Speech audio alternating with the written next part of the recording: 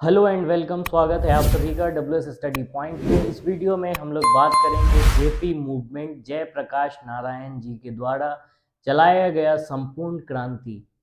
आपने सुना होगा संपूर्ण क्रांति के बारे में। किसने दिया था ये नारा?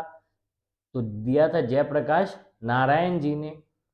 तो थोड़ी चीज़ें हैं उनके बारे में, उस पर चर्चा कर लेते हैं। उसके बाद उनके विषय में हम लोग विस्तार से जानेंगे। जयप्रकाश नारायण जी, संपूर्ण क्रांति का नारा जो उन्होंने दिया है, हम लोग उसे उसके विषय में जानेंगे। संपूर्ण क्रांति के विषय में जो जेपी का जन्म हुआ था, जयप्रकाश नारायण जी का जो जन्म हुआ था 11 अक्टूबर 1902 में हुआ था, बिहार में हुआ था। उनकी मृत्यु 1979 में हो गई थी। उनके पिता हरसू दयाल और उनकी माताजी फूल रानी थी। इनके जीवन की अगर बात करें तो ये काफ़ी शिक्षित व्यक्ति हैं। 1922 में ये अमेरिका गए थे पढ़ने के लिए, शिक्षा प्राप्त करने के लिए गए थे वहाँ।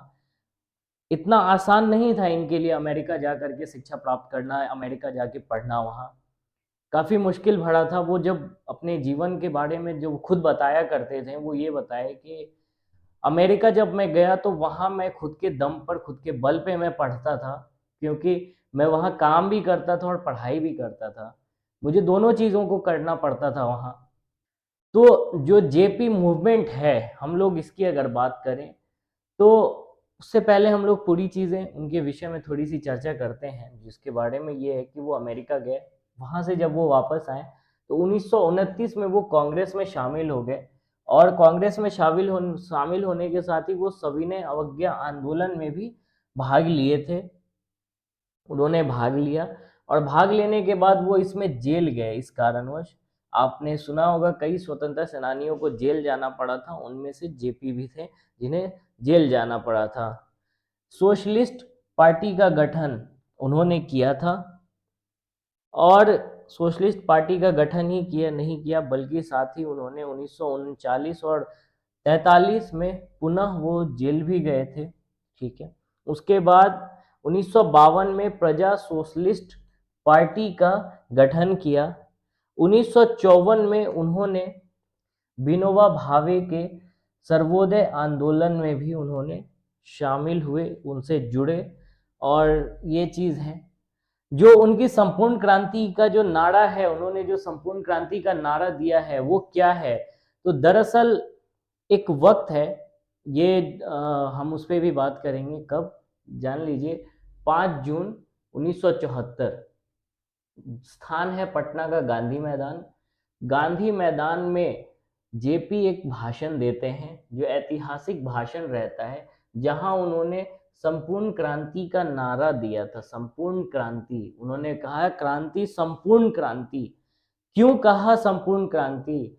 दरअसल ये ऐसा वक्त चल रहा है, ये असल में देखा जाए तो जो गुजरात और बिहार में मुख्य रूप से पाया गया, देखा गया, असल में इसका प्रभाव तो पूरे भारत पे पड़ा। और ऐतिहासिक नारा के तौर पे अगर देखा जाए तो जो जेपी ने दिया है, जयप्रकाश नारायण जी ने दिया था, वो कुल मिला के बस इतना है कि जो बेरोजगारी है, जो भ्रष्टाचार है, जो कुछ पॉइंट्स मैंने डाला है उसमें आप देख लीजिए कि भ्रष्टाचार, राजनीतिक मामले में असमानता, शिक्षा, महंगाई, बेरोजगारी, सबसे मुझे समाज में परिवर्तन, सब चीज में परिवर्तन चाहिए। इसलिए संपूर्ण क्रांति चाहिए। संपूर्ण क्रांति यानी पूरी तरीके से क्रांति चाहिए। संपूर्ण का मतलब पूर्ण, पूरा, संपूर्ण, कुछ कम न हो, उसमें कुछ कमी की कोई गुंजाइश नहीं है। संपूर्ण मतलब पूरी तरीके से क्रांति होनी चाहिए, इन सब क्षेत्र में होनी चाहिए।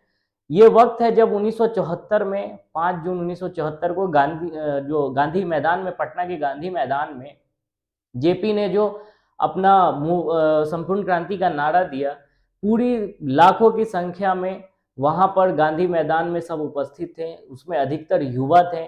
कहा जाता है कि वर्तमान में जो आज बड़े बड़े नेता के रूप में उभर के आए हैं, उनमें से भी बहुत सारे नेता उसमें शामिल थे, उस मैदान में उपस्थित थे। जैसे आप बिहार के कुछ प्रमुख नेताओं को देख लें, जो नीतीश कुमार हैं, लालू प्रसाद यादव हैं, उसके बाद जो जिनका निधन हो गया है, स्वर्गीय रामविलास पासवान जी हैं, ये सब हुए, सुशील मोदी हो गए।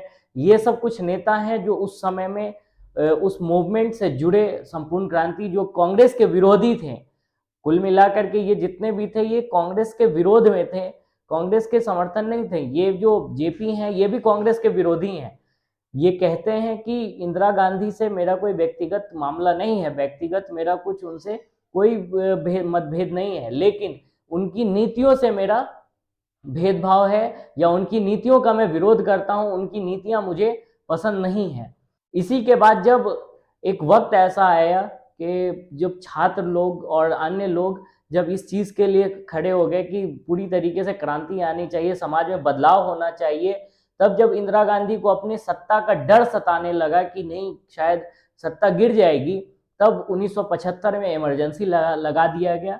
इमरजेंसी लगाने के बाद जब 1977 में इलेक्शन हुए, तब हमने देखा कि किस तरीके से पहली बार भारत में गैर कांग्रेसी सरकार बनती है, और वो दल था जनता पार्टी जो वर्तमान की बीजेपी है। इसी ने उस समय में सरकार बनाई और उसके जो प्रधानमंत्री बने वो मोरारजी देसाई बने। मोरारजी देसाई को भारत का प्रधानमंत्री नियुक्त किया गया। गैर कांग्रेसी जो प्रधानमंत्री बने वो मोरारजी देसाई बने और जनता पार्टी के बने। तो संपूर्ण क्रांति सिर्फ इतना है कि पूरी तरीके से हर क्षेत्र में क्रांति लाना था, और इसमें जो अधिकतर संख्या थी या बहुसंख्यक थे वो युवा थे, बेरोजगार युवा थे, पढ़े लिखे जो जिनको रोजगार का अवसर चाहिए था, जो कॉलेज की फीस जो बढ़ती चली जा रही थी, इन सबको लेकर के जो एक छात्र आंदोलन भी कह सकते हैं ये था, जो गुजरात और बिहार में मुख्य रूप से राज्यों के दृष्टि से देखा जाए, एतबार से देखा जाए तो दो राज्य हैं, लेकिन ये तो राष्ट्रीय स्तर की एक राष्ट्रीय स्तर का नारा था और राष्ट्रीय स्तर पे इस मूवमेंट को चलाया गया था। तो इस वीडियो में इतना ही।